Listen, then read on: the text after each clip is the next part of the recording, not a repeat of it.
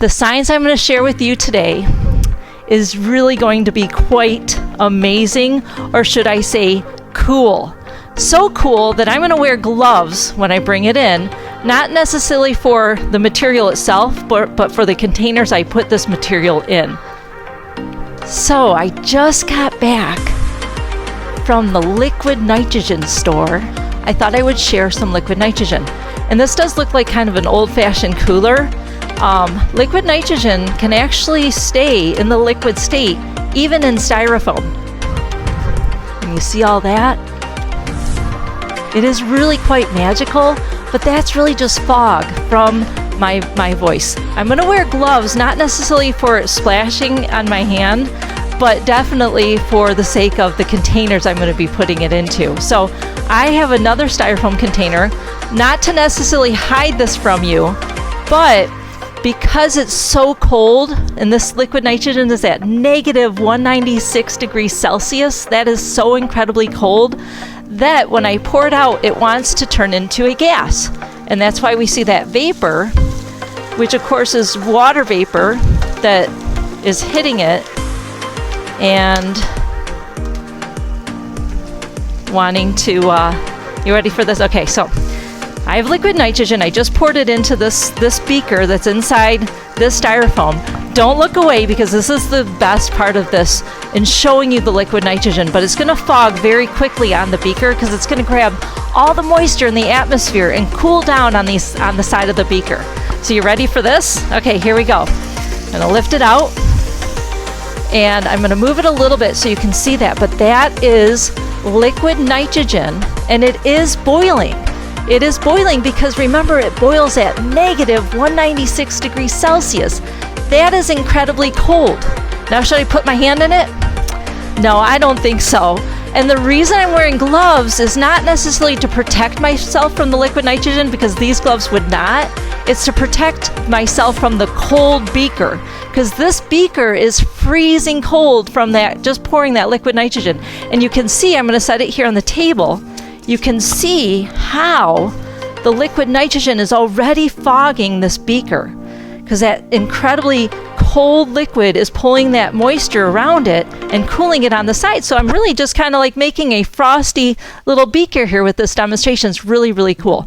And of course, you know, if you've ever seen liquid nitrogen, or if you've ever seen liquid nitrogen demonstrations, it's really fun to watch. But I always, because I'm a chemistry professor and you have joined my class today, I want to teach you a little bit about what this is before I do some awesome and amazing demonstrations, okay? So I'm going to have Luke share my screen, and I want to share a little bit of chemistry with what liquid nitrogen is, okay? So what you're seeing is actually the nitrogen molecule is such a strong bond. It's that triple bond that you see, and it takes a lot of energy to break that bond. So I always say, when you have a true love, you can really compliment the person that you love by telling them that their love to you is like, you guys are like a nitrogen bond, okay? And what I'm doing here inside this foaming beaker, as you can see, this crazy beaker, it's at the liquid state. And what you're seeing here is just a quick little simulation of liquid molecules, or even liquid atoms, kind of packed close together when they're in the liquid state. Nitrogen does not want to be in this state, okay? And so when it warms up, it goes to the gaseous state, which spreads it out, gets it out farther from each other. And so that's what liquid nitrogen wants to do. We have nitrogen in our atmosphere. So I'm not really putting a poisonous gas in the atmosphere, because it's the same material that's out in our atmosphere. Okay, so let's do some really cool demonstrations with this. Let's see, what do I have in my home lab that I could experiment with liquid nitrogen? So I think I'm going to do, oh, I see some balloons. What do you think will happen if I take this balloon, which is filled with air, right, our atmospheric air, and I put it into the liquid nitrogen? Well, hopefully the balloon won't pop. And I just say that because it is a bit of a cheap balloon. I usually don't ever get balloons that pop, but we'll give it a try. So hopefully this won't pop, but pay attention, and I'll try and bend it down so you can see it completely on screen. Pay attention to the volume that occurs inside the balloon. So I'm going to put it into this liquid nitrogen, and what's happening is that liquid nitrogen is cooling the air in the balloon. And I can actually already feel on my hand, the balloon feels like it's shrinking. I don't know if you can see that, but it really is. Oh, did you see that? Look at that. Oh, it's shrinking. My balloon is shrinking from putting it in the liquid nitrogen. So it's almost like I'm letting the air out of the balloon, but I'm not. You may think I am, but I really am not. Because just kind of going back to my little modeling, if you have something in the gaseous state, but then you do a phase change on it and condense it to the liquid state, those molecules are getting closer together, right?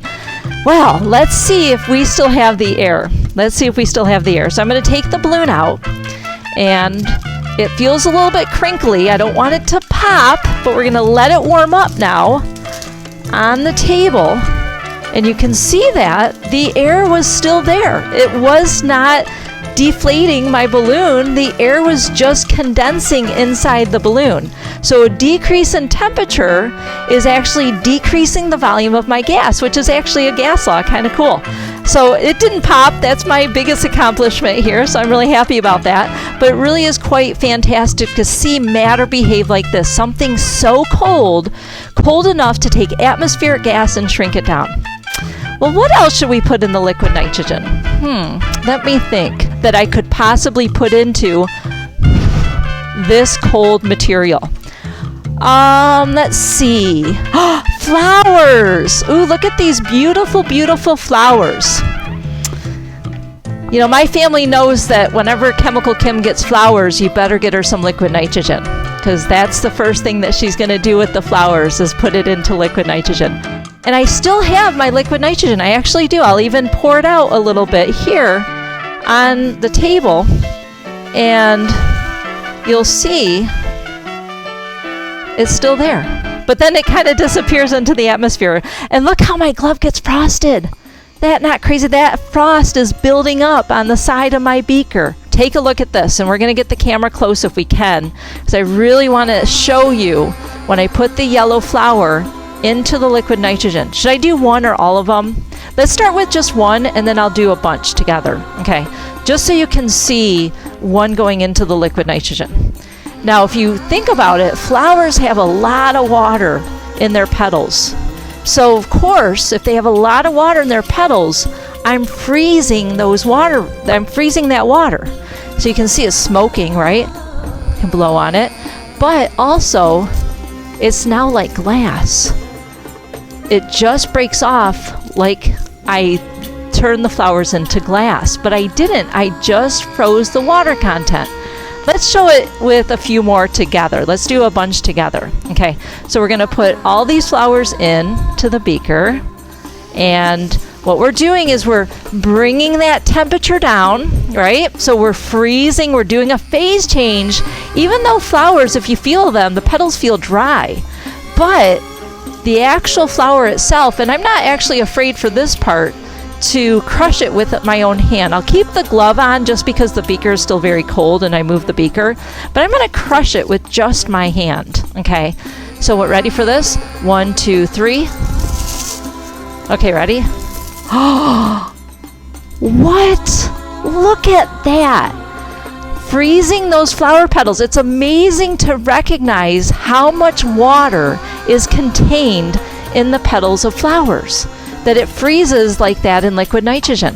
I'll do the other colors too. Why not? This is just too much fun. I mean, how can you not have fun with some flowers in liquid nitrogen? Of course, you know, being safe, I'm not going to put my hand in the liquid nitrogen, but I'm putting the flowers. And see how that fog comes out, right? Because I'm actually also adding some thermal energy to the liquid nitrogen, which warms up the nitrogen and allows it to boil a little bit faster. So that's why you see that violent fog come out. But ready for this? Oh, I love this. This is so fun. Don't look away. Here we go. 1, 2, 3. It's like dust. It's like I turn the flowers into dust. And people have asked, because I've shared this on a few of my videos on social media, and people have asked, is this a way to preserve the flowers? Actually not. What happens when these start to warm up is they actually start to brown. So I actually have damaged the flowers, so this would not be a way that I would preserve them. But there is some, story behind using cold materials, and then also not just using cold materials like liquid nitrogen, but maybe even, carbon dioxide, and doing, freeze dry. But I'm not doing freeze dry. I'm just cooling down the water content, and I'm changing its state of matter from a liquid to a solid. And of course the solid, slower molecules, they're more rigid, so I can break them. And let's do this one. 1, 2, 3. It's like glass. Oh, one petal kind of, look at that beautiful, oh sorry, beautiful flower. All the petals. That is incredible. So yeah, it really is neat to see liquid nitrogen, and I'll pour a little bit here on the table because it's always fun. I'm going to pour out some of this liquid nitrogen, okay? And just so you can see, I have petals in there that broke off, but how quickly it turns from a liquid to a gas. So when I pour it on the table, I am pouring a liquid on the table, and there's a little water bead, so it kind of picked up some water on the table. But I pour it on the table, and it just goes from a liquid to a gas because it is boiling and the table's warm, so it provides that energy that it needs to do that phase change. Really quite incredible. Okay, there's absolutely no way that you would be able to eat or drink liquid nitrogen, and in fact there is a story of a woman in Britain, I think it was in the 1980s or 1990s, that was given a drink that was smoking. So you might have seen this type of drink at a bar. It's usually dry ice and not liquid nitrogen, but her drink had liquid nitrogen, and it was a shot, and she took it. And because it was in the liquid state, when it got to her stomach, it expanded and it damaged her stomach. And she almost died from the experience. That's the only story that I've ever read that happened in the news of someone unfortunately ingesting liquid nitrogen. But yeah, you would never want to eat this. They do some cool ice cream making with liquid nitrogen, but by the time you're eating that liquid nitrogen ice cream, it's already in the gaseous state. It was just used to cool the ice cream. Okay, so let's see what else we can do. Let's see, I have a frying pan. Maybe I should fry something up. I mean, this is boiling, right? And we've cooked things in material that boils. We've cooked, let me think. What have I cooked in boiling water? I know what I've cooked in boiling water. I've cooked an egg. Let me see. Do I have an egg back here? I do. Why would I have an egg in my lab? Well, it's Chemical Kim's lab. Okay, so could I boil this egg in the liquid nitrogen? I know it's crazy to think. Could I boil this? I don't know. Well, let's see. Maybe I could cook it. And I don't want to stick the whole egg in the liquid nitrogen because I actually want to see what's happening on the inside. So let's just break it open. I saw that trick from someone that said that if you drop an egg in a pan like that, your egg will break open and you won't break your yolk, and also you won't have any shells, which looks like I don't have any shells, so I think that trick works. Interesting. Okay, I am going to put some liquid nitrogen on this egg, and let's see if it cooks the egg. Let's see if that cooks. Yeah, I'm so fancy like that. I know, you gotta cook fancy, especially with the eggs. Look at that though. I think it works. Look at that. There could be some science to that trick. My eggshell did not land in my egg, and I often have to have that happen. Okay, so we are going to pour out some more liquid nitrogen because this beaker doesn't have that much left, and it's pretty frosted. So I'm going to grab a new beaker and pour some liquid nitrogen into it. Warning to my camera operator, because I don't want her to get liquid nitrogen splashes. It wouldn't by the time it would get to my camera operator, who by the way is my beautiful wife G. So thank you. But by the time it would get to her, she would still be very safe because of the fact that it would turn into the gaseous state by the time it would reach across the table. Yeah, so This is, yeah, liquid nitrogen in baking cool things down fast. Well, let's give it a try. Let's see if liquid nitrogen actually would cook this egg. So I'm going to pour it into the egg. And again, I'm wearing the gloves just to protect myself from the cold beaker. And I'm going to blow on this so you can see. Because you can see how it wants to grab onto the water vapor. Make all that vapor. And is my egg cooking? Well, it looks like it's boiling. I am using a cast iron, in case you're wondering. I'm using a cast iron pot. And I didn't get it on top of my egg yolk. But let's see if I pour it right there on my egg yolk. I don't really like to break my egg yolk whenever I have eggs, so let's see if it doesn't break my egg yolk while it cooks. So it's boiling right there. It's boiling my egg. Now what I am noticing, you know, when eggs cook, they turn white, right? That's why we call them the egg whites. It does look like I am producing some egg whites. So maybe this liquid nitrogen, which is at negative 196 degrees Celsius, is actually cooking my egg. What do you think? Could I really eat this? I don't know, and I love that you're asking that. Could I really eat this? Actually, no. So I think you're all, you know, in on my little trick here. All I have done is actually just turned the water content in my egg to a solid. So I did a phase change to the egg, right? The egg is really viscous. It has a good amount of water there. And all I did was freeze it. And what's so cool, and I'll pour off the excess liquid nitrogen, okay? And in fact, wait, should we try this? I don't even know what you're seeing, but is my egg falling out of my pan? It's not, is it? It's crazy.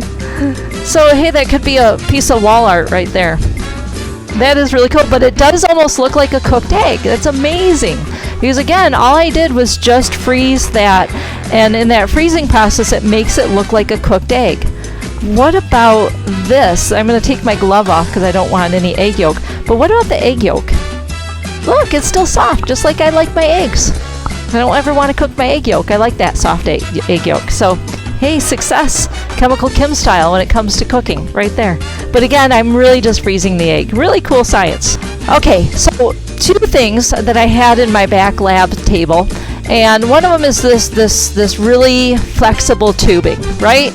And what I like to show with this is that this is not what we would consider, you know, a liquid, in that it does hold its shape for the most part. I mean, yeah, I can get it to flow to some degree, but for the most part, I probably would put it more in the category of being a solid, right? A solid material, because this has been sitting around in my lab for years, and it's still a tube. It's still a flexible tube. But when I put it into the liquid nitrogen, so I'll show you this side of the rubber tubing, super flexible. Okay, but that side has been sitting in liquid nitrogen probably longer than I normally put rubber tubing. But listen to this. You ready? And I'll even try and put my mic on the table so you can hear this.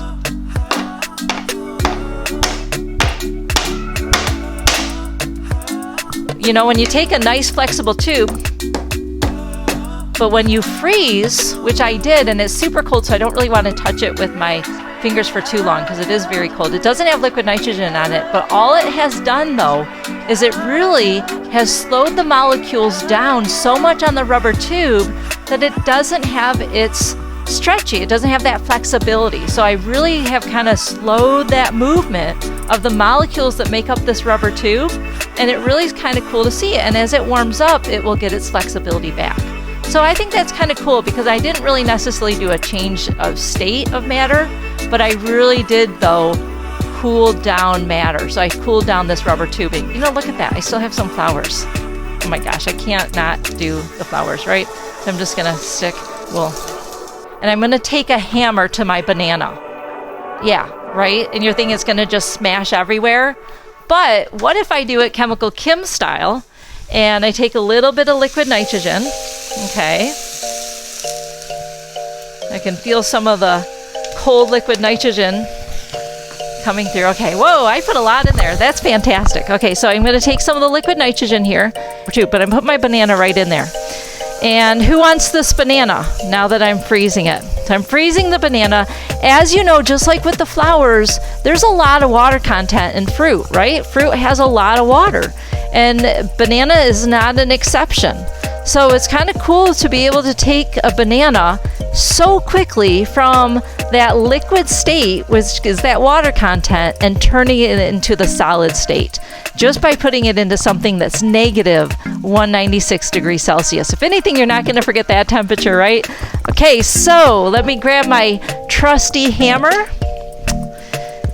And are we ready for this? I feel like I should do a drum roll or a little sound effect. Here we go. Are we ready for this? Here's my banana. Oh! 1, 2, 3. Well, I smacked it pretty good. I can definitely see those solid pieces. I probably could have left it a little bit longer in the liquid nitrogen, but that's what I love about presenting Science Live, is that you get to see all of it. So it froze really on the outside, but that inside still kind of has that mush. Okay.